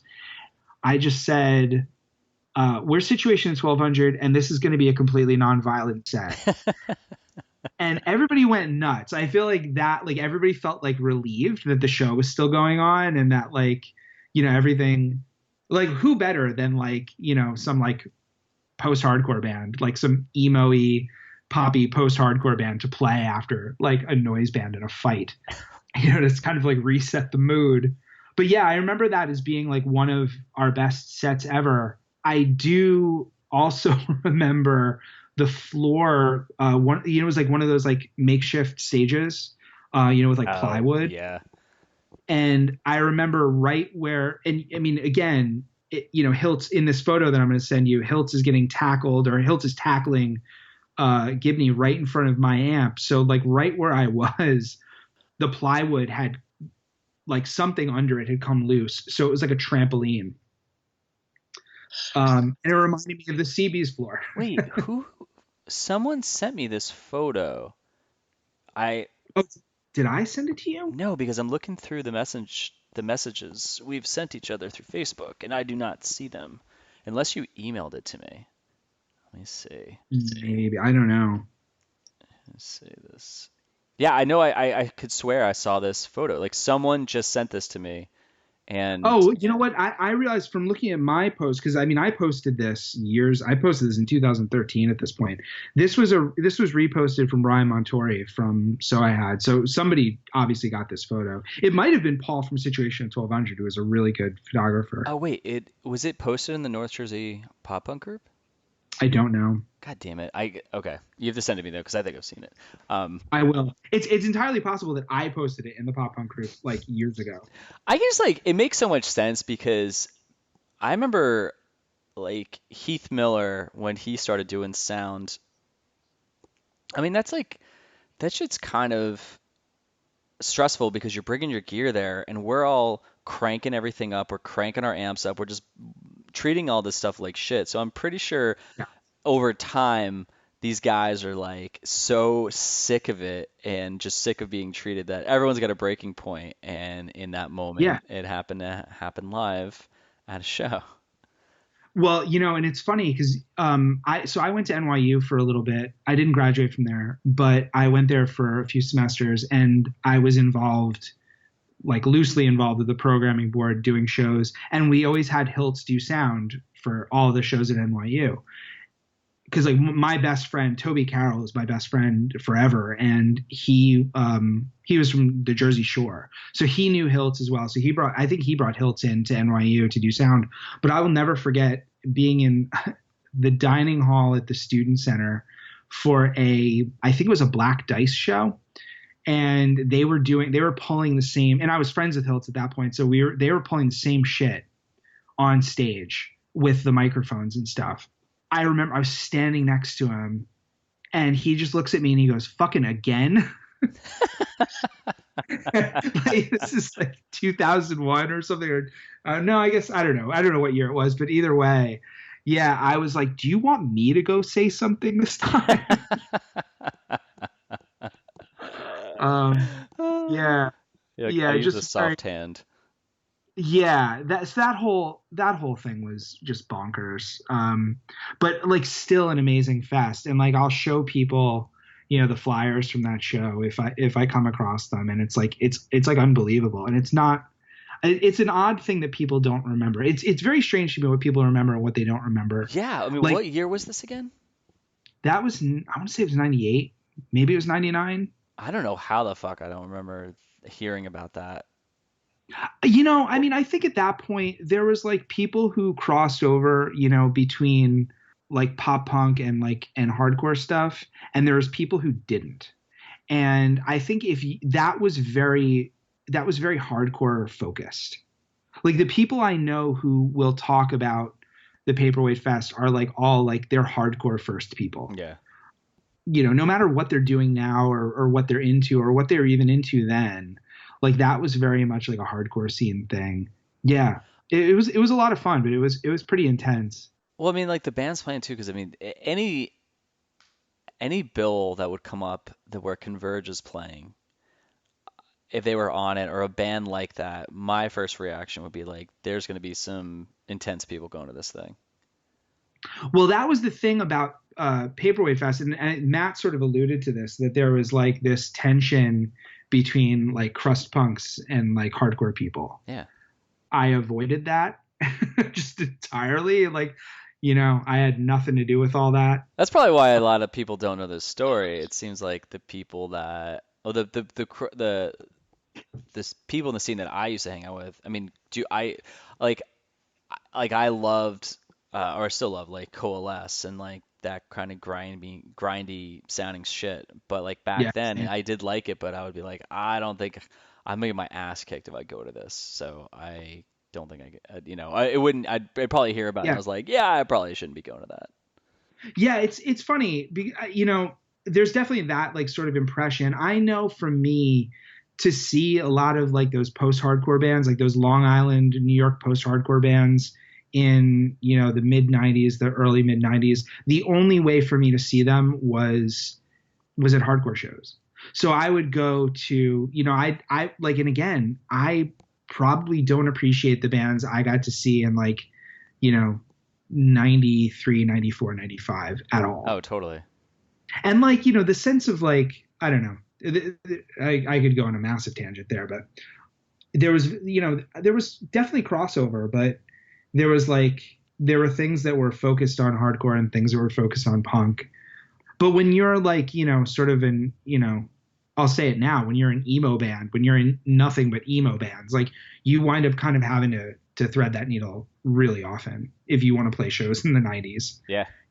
There weren't emo shows for sure. I mean, like, I think the closest it got was like later, like Situation 1200 played a lot more shows like that. But even like that Jimmy Eat World show in Baltimore, that was, speaking of Coalesce, that was Jimmy Eat World, Coalesce, Jay June, a super heavy band called Meat Jack, who were fucking great. I still think about how good that band was. Meat Jack. And Situation is 1200. Like, so like 1200 got to play more like emo shows. Like we played a lot with like Penfold and You and I. Yeah. But even like You and I was a hardcore band, like they, it was a time where like things were definitely changing. Wait, meat what? Meat Jack. Meat Jack. Meat Jack, Meatjack, one word, and they were fucking great. I mean, I never owned one of the records. I still don't know. We had a merch table at that show, and I don't know where it was. I never managed to get to the merch table. But yeah, I would have bought some Meat Jack stuff. They were just super heavy and great. And Coalesce was amazing. Oh God, I would love to see them. Yeah, that show to me, if I could go back in time and see any one show that I played, it might be that one. Yeah, I don't even know. I think in the beginning when I started doing these interviews, I had it written down, or I'd maybe asked a couple times if like you can go back in time. I think I asked bands if you can go back and play a show again, what would it be? And then I think I might have asked like what show you'd want to go back and see, but it sounds like, yeah, I mean, it's kind of a hard answer because there's so many, but there are those shows you're like, would you like to go back to that show with the eyes you have now, or Yeah. the ones you had? Because you'd want to go knowing what you know now to watch them in that exact times frame, not like them playing now. That show, that exact show, everything's happens the same, but you just happen to be there watching it from the perspective you have now. Yeah, I would love to see that show now. Like I That's cool. because and I mean here I'll say something scandalous. That show when we played with Jimmy Eat World, I was like, I don't know about them. Like I loved Jimmy Eat World after Static Prevails, and like playing with them was great, and like really liked them early on. That show, I was like, man, I don't know what they're doing. And in retrospect, I think that was before Clarity came out, and I think they were playing a lot of Clarity stuff, Yes, yes. but like, just as a band. And I think a lot of like the programming, a lot of like the little like nuances in that record, like that's a studio album. Yeah. I mean, like Bleed American, like that's a great like album to hear live. Yeah. I think Static Prevails is a great album to hear live. Clarity, I would have loved to have gone to one of the Clarity shows where they were doing that stuff again, to hear that with new eyes, or new ears rather. Because when we played that show with them, I was like, I don't know about this. You know what? I will say the same thing. I might have said it before. That Wayne show, the Skaters World show that I saw them with Get Up Kids. Yeah. I didn't like them at that. I was so bummed because they played so many songs off of Clarity, and this was before there was even like artwork on posters. It was like, Yeah. hey, we have a new record. We're gonna play these new songs, and I was like, God damn it! And I hated it. Yeah. I was like, I don't want to hear this shit. I want to hear Static Prevails. I want to hear Claire. I want to hear like Yeah. all of those songs. I wanted to hear like Christmas Card and what all this shit on their 7 inches, and they played that, and I was so pissed off. Actually, there was only one time I ever saw them play where I finally got what I wanted. So at the Skaters World show, I was bummed out, but I also saw the Get Up Kids for the first time, who I didn't even know who they were until after they played, and everyone was there. I was like, who is this band? They're like, oh, it's the fucking Get Up Kids. Yeah. They're amazing. Then I bought Woodson and 4 Minute Mile from their merch table afterwards. And then Jimmy World played at Coney Island High, and that was the show where Jets to Brazil was playing somewhere in like Jersey. So Jim and the bassist drove to go see them play, and it was like Jimmy Eat World, Promise Ring, and I think Jawbox was playing. Or no, what was the band he did after Jawbox? Jay Burning Robbins. Airline. I think Burning Airlines might have been playing that show. I'm not don't 100% sure, but so Jimmy Eat World is late, and we're like sitting there. They're already going for 40 minutes. So the guy only let them play like 3 songs. And I was Oh like, my you God. gotta be fucking kidding me. I was so mad. But then I finally saw them play exactly what I wanted to see. They played Claire. They played all the shit off of Sarah Prevails. I think this is after Clarity might have also been out. And that's when they played with At the Drive-In at Coney Island High. Oh, okay. And that was fucking amazing. I was like, fine, you've made it up to me. Uh, you're back in my good graces. But yeah, I totally know what you meant about seeing them. I was like, what the fuck is this? I don't want to hear this new shit that's not out anywhere. Yeah, and I felt like I didn't really do that with too many bands, but it was also weird. Like I don't know how we came off at that show either, because like between Meat Jack and Coalesce, it was like very intense stuff, and then like Twinkle Jangle, like, it was a very very strange show, but it was a lot of fun. I just sent you a link for Meat Jack, by the way. I found it on Spotify.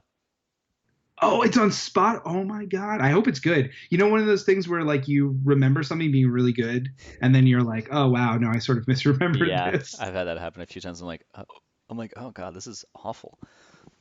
We should definitely do a sub podcast where it's just a Meat Jack listening party now. It's like no, the whole thing is I remember this being good, but we're gonna listen to it live and see if we were right. And the whole time be like, oh, this is awful, or oh, this Oh is man. okay. There's Well, yeah, I just had a really similar experience to that where my partner hadn't seen the Star Wars prequels. And, she was into the new movies, and she was like, I feel like I need to catch up. Like, I feel like I do need to see those movies. And I was like, oh, I don't know. And I'm like, how bad could they be? And then we watched them. Are you talking about episodes 1 through 3 or? Yeah. Oh, Yeah. Episode 3.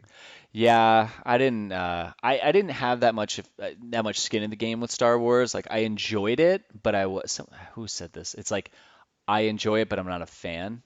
I guess is the Oh, I word. get, So I get, there's people who lose their minds over it, like Alan from True Zero and Flipside, Rappaport, he is a huge Star Wars fan. I remember when episode one came out, he told the story that he stood up in the theater. No, I think it was episode one. He stood up in the theater before it started. It was just like in Alan fashion. I think he said, he's like, if anyone fucking talks during this movie, I will murder you. Like he just declared it in the theater before it started. I don't know exactly what he said, but I thought it was like the funniest thing. So there's people like that. But when I saw like those first three, I was like, oh, they're fun. I'm like, sure. Yeah. Yeah. Well, yeah. When they came out at the time, it was like, all right, okay, cool. And now, like, trying to watch them in retrospect, I'm like, no, I can't do this. I think I was watching them afterwards with too many people's opinions in my head. Because I enjoyed it, and then I left, and everyone's like, "Kids' acting's really bad. This story is shit." And I was like, "Oh, so I'm wrong. Okay, I'm not supposed to like it. My bad." Yeah. Yeah. Well, it's like the record store clerk thing, right? It's like film people are the same way. Yeah. Yeah. I mean, Star Wars fandom was a huge thing in the scene too. I mean, like that was definitely a cultural demarcation thing. And I remember becoming friends with a lot of people, like Chris Vaglio from Situation at 1200. He had a distro. He had a distro called Y Distro. He had a lot of really good stuff. So he was at every show. You know, when I started going to shows, that's how I met him. Yeah. And but also, I'm pretty sure, like, I became like friendly with him from like asking him about his Star Wars tattoos. So Chris, I actually met him. I know he was part of the scene, but I found this out way later. So in 2011 or 12, I started doing I was joining the Morris County Chamber of Commerce, and there's this media company or this video production company called Gray Sky Films. And Yep. I was doing video production at the time, or I started to do it more, and then I just turned and started just doing animation. And I remember going to Gray Sky in Rockaway, and I was talking to him, and we both Oh, wow. realized that we were both in the scene. And then Situation at 1200, someone had said that in one of my interviews, or someone posted it in that was it. So Heath from Midtown in his interview, so it's episode 3, or yeah, 3, because his first episode is me just doing an intro, second one is Chris Padami, and then the third one is Saraceno. And he goes, yeah, he's like, there's this band that no one ever talks about. It was called Situation 1200. He goes, I loved that band so much. And then it's in the art, because you could do a search in the Facebook group. I don't think anyone knows this, but if you could just search for terms, it'll just put all the posts together. So on February 8th, 2018, I think it was after I interviewed him, I said, Heath, what's the NJ band you were talking about? And he replies, Situation at 1200. And all of a sudden, you replied. Yeah. And then Vaglio jumps in like, what? Yep. Yeah. Yeah. That's funny. I remember that. Maybe that was the first episode I listened to selfishly. Yeah, because I mean, I don't think I had promoted that in the show notes in the beginning, because I was talk about like what we talk about in the interview. And I think I might have started doing that then. But yeah, that's so funny. Yeah, I knew Chris Del Vecchio from Humble, from like, playing shows at Rusty Nail, and then, met, I don't know, for some reason I like loved Gabe when I met him. So we would, My Favorite Citizen played a bunch of times with Humble Beginnings, and then we sort of shifted at a similar time to like me to 1200 and Gabe to Midtown. And I loved Midtown, and we played, so 1200 Midtown played together a lot, and they were always just really fun to watch, and they were really fun to play with, and like just really supportive guys, just really cool. Years later, very randomly, Gabe became my landlord when I moved to Jersey City. Really? Yeah, unbeknownst to either of us, I was looking for an apartment, and I found one that I really liked. I was looking with a realtor, and it was before I was a realtor, and I was looking and just found this place I really liked. And, the real estate agent gave me the lease application, and it has the landlord's name on it. It's Gabriel Saporta. And I'm like, they're like, no way. This has to be a fluke. Yeah, I'm like, how many Gabriel Saportas are there? So I look at my phone and I'm like, oh, I still have Gabe's number. I don't know if it's still his number, but I texted him and I was like, hey, are you renting an apartment in Jersey City? He's like, yeah, I don't know where you heard that. Are you interested? And I was like, I signed the lease already. God, what a small world. Yeah, so that was fun to get back in touch with Gabe. And that was like, that was at a weird time with him because he was, doing everything. We had we shared our basement for storage. He didn't live there; he lived in the city, but he still used the basement for storage. And because we were friends, he was like, "Yeah, like keep your bike down there, like use it, for whatever you need. Give me a key." And I remember one of the first times I go down in the basement, there's a Fall Out Boy platinum record like laying on the floor. All right. Oh man, yeah, he's like, yeah, watch that, and then watch out for I don't even know, like they got some like MTV awards, didn't they get one of those for Cobra Starship or something? Or they Probably. played that or Yeah. something like that. Yeah, probably. I just very funny. Oh Like God, it's so what crazy. what a weird small world. But yeah, we loved playing with Midtown.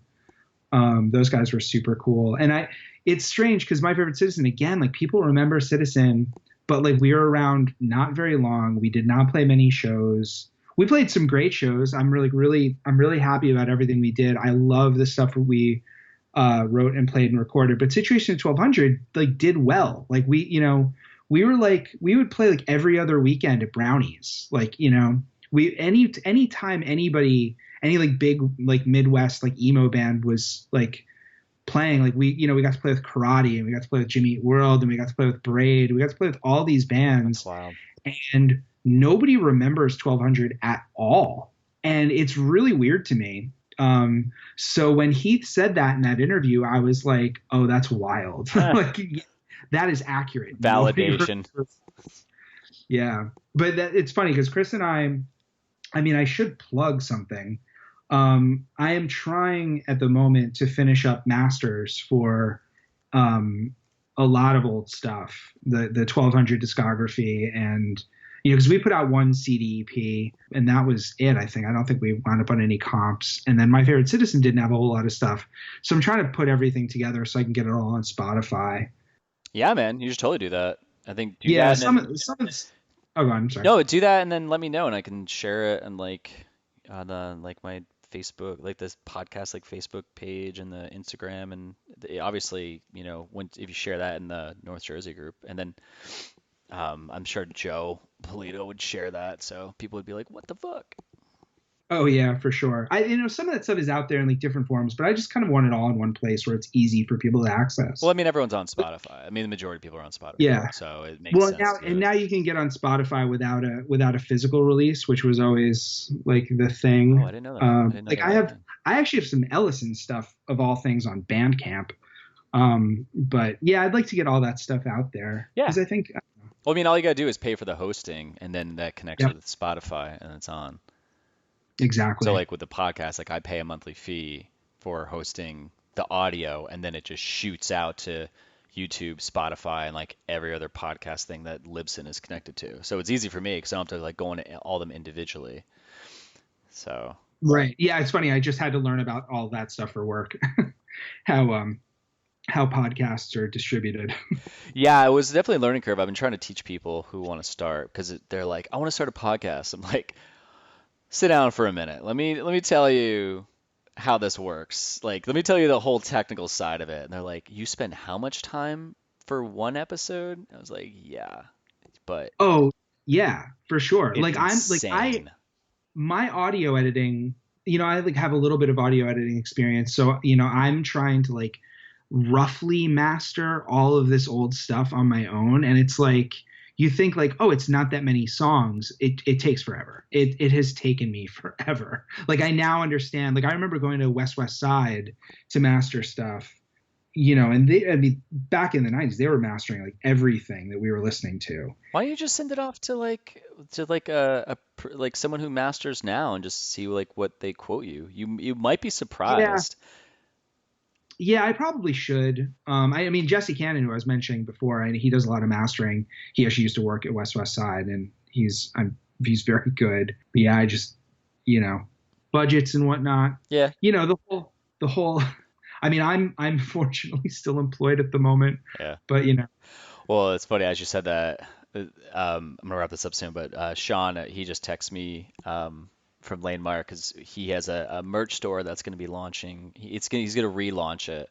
And this is like a company me and him started years ago, and then we just parted ways, and he took on with this. He's going to redo it where he has the ability to sell just like kind of be um, like a merch now, but like for oh yeah, bands that are out there, and he's like a middleman. So they're selling him. He's a distributor. I guess that's the word. He's gonna be a that's distributor great. for just band merch or clothing and stuff. So I was gonna have him. I was gonna because after our interview, I have to record the intro for tomorrow's interview with David from Big D, and Nice. I was like, hey, I gotta, I'm gonna record this tonight. So this just shows like how much work goes into, or just how much stuff goes into these things. But anyway, but he also, speaking of stuff, he was like, yeah, he's like Trump's about to go on and talk about how he wants to reopen the economy like now. Speaking of people like worried about having jobs, I was like, oh God, Yeah. okay, Yeah, it's brutal. I know a lot of people are out of work right now, and but I also don't think that like anybody should be going out and no, trying to make this all work. Like the idea that we're all going to try to make this work just for like Wall Street earnings reports is insane. yeah, I mean, I can see it makes sense because if the economy collapses, it's, I don't know. I like you can't not pay attention to this stuff. You have to. Oh, right. It's because Yeah. it's just in your fucking face everywhere. And you can't get away from a conversation when they're coming up. But I mean, it's crazy. It's like people die.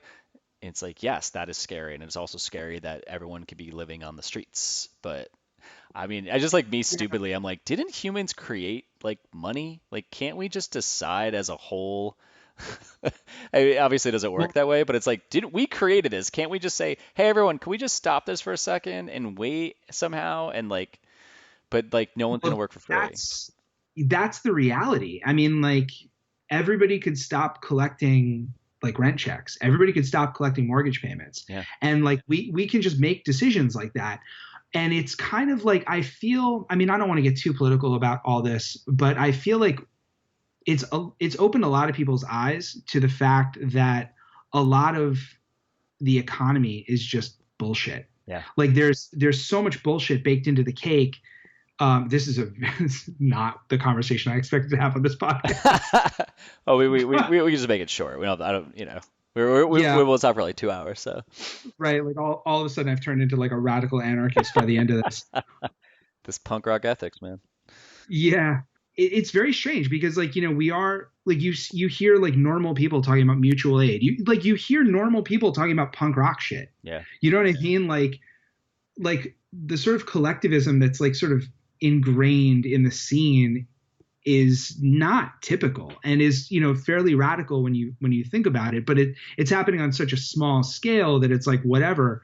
But all of a sudden you have people talking in very radical punk rock terms about the real world and the economy, and it's pretty wild. It's a definitely, it's like that old proverb, that old proverb slash curse, like may you live in interesting times, and we're certainly there now. And I mean, I would say the same thing about like the 90s scene, like how fucking interesting, Yeah.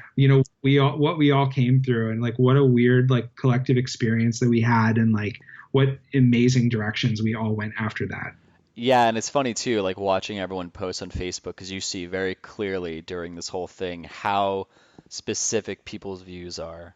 Like Jesse from Weston, he is like super politically driven against Trump, and then you see like Tommy Rockstar from Latex Generation, he's like posting about Bernie all the time, and then so it's like I Oh yeah. friended people through this, and I had been friends with them, but it's like they're showing up more and more on my feed, and you're seeing exactly who they are. And I'll tell you one thing: there's not one person that I've seen who's been like, Trump's doing well.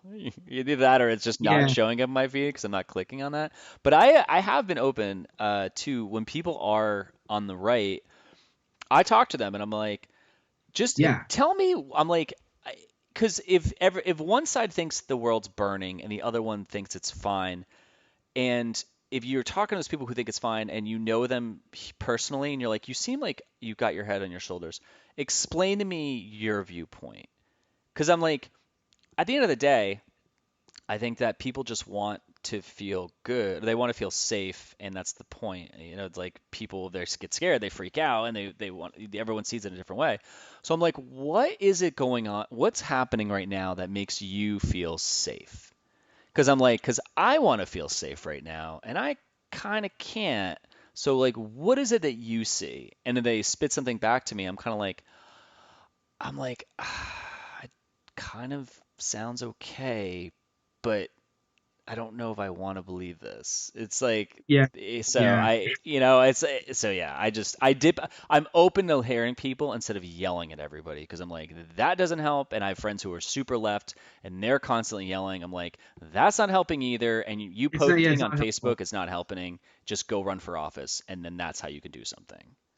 Yeah. I mean, I think one of the reasons that not to get even more political, but like I think one of the reasons that Bernie, for expressing ideas that are pretty radical for mainstream American political thought, I feel like he just kind of expresses it like this is what makes sense to me.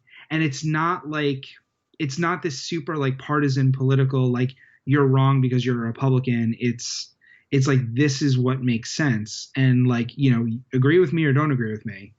It's not insulting, and I think that's like a big problem. It's like insult politics has Yeah. become like such a thing, and it's so frustrating. It turns people off so much at a time when like we can't afford for people to be turned off. Yeah, it's like stop yelling and stop writing these giant posts and just trying to shit on somebody because then you're just going to shit on each other. And it's like, okay, well, that didn't go anywhere. And neither of you changed each other's fucking mind. So what was accomplished right now? It's like, great, you got all that hot air out, but you're still pissed off afterwards. Like, Yeah. you don't feel any better. So I don't get it. No. No. And the people, yeah, you got a lot of likes on that post from people who already agreed with you, and the people who read it and like maybe argued with you in the comments, like they're just yelling at you too. Like I don't know. It's very frustrating, especially at this moment. But I mean, I think it is important for people to be political, and I think it is important for people to express their politics openly. But I just think you have to think about who's your audience and like how are you communicating this stuff. Yeah, it's like, I don't know. but it's like lead. Don't don't tell me more stuff. Don't show me how much you've read and now you're regurgitating. Like take that and Yeah. put it into something. If you're really that driven, like back it. Like put your ass out there and become the person that everyone's going to disagree with your fucking policy. Like Right. it just so I don't know. I don't want to go off not too far, but it's just like No, I'm just sick yeah. of people just fucking talking. It's like go do something. If you're that passionate, just fucking do it. Like shut Right. up. Yeah, for sure. But that is the DIY ethos that Exactly. we came up with. Yes, I like how you brought that back in.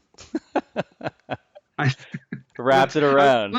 let me help this. Let me help wrap this up. It's been quite a while. All right, man. Well, I am going to wrap it up. So, two things. One, what do you want to promote? It could be for yourself or it could be for somebody else. Yeah, I would say, just keep an eye on Spotify and Bandcamp for anything from Ellison, My Favorite Citizen, and Situation at 1200. We definitely have plans to get, all of that stuff out into the world very soon. Especially at a time when people are looking for a little bit more content. We definitely want to get those things out there. Yeah.